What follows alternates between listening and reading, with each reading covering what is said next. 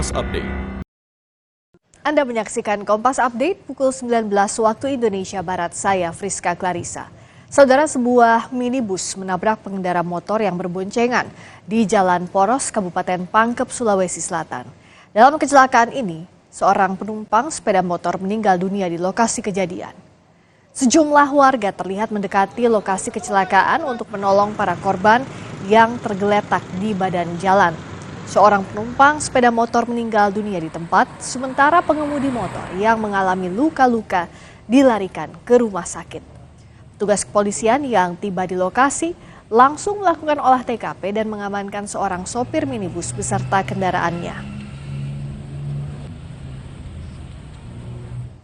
Demikian Kompas Update kali ini, kita bertemu di Sapa Indonesia Malam sesaat lagi. Saya Friska Clarissa, sampai jumpa.